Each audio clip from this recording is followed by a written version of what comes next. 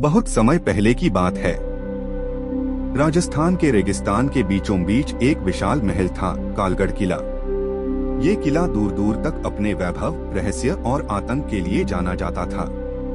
यहाँ के राजा थे विक्रम सिंह, शूरवीर, कठोर और अभिमानी, और उनकी रानी थी रूपमंजरी, एक ऐसी स्त्री जिसकी सुंदरता देखकर समय भी ठहर जाता था।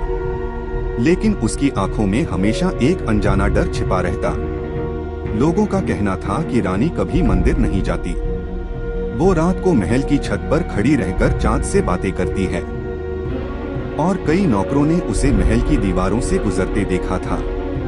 राजा ने सबको चुप करवा दिया। एक दिन एक साधु महल आया। उसने राजा से कहा, राजन, आपकी रानी इंसान नहीं है, वो एक प्राचीन आत्मा है जो हर पूर्णिमा को बदल जाती है, पिशाच बन जाती है। उसे रोको, वरना ये किला श्मशान बन जाएगा। राजा ने उसे पागल कहकर कालकोठरी में बंद करवा दिया। लेकिन फिर आई अमावस्या की रात। रात को जैसे ही घड़ी ने 12 बजाए, महल की दीवारें कांपने लगी, फर्श पर खून की बूंदें टपकने लगी, सैनिक गायब होने लगे। किसी की चीखें, किसी की फुफकार। राजा घबराकर रानी के कक्ष की ओर दौड़ा, और जो उसने देखा, उसने उसकी आत्मा को झकझोर दिया। रानी अब रानी नहीं थी।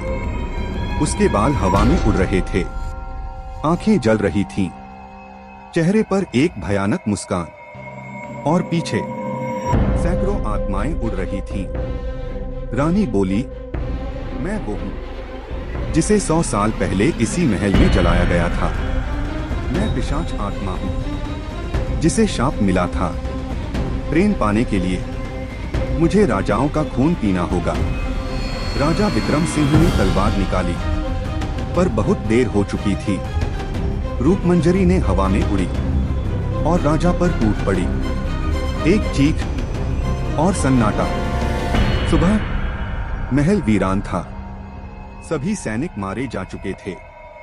राजा का कोई नामो निशान नहीं। आज भी कालगढ़ किला बंद पड़ा है। कोई वहां जाता नहीं, क्योंकि कहते हैं हर पूर्णिमा की रात महल की छत पर कोई औरत खड़ी होती है जिसकी आंखें लाल होती हैं, और वो कहती है, राजा, अब तो तू हमेशा के लिए मेरा है। और ये कहानी अब भी जारी है।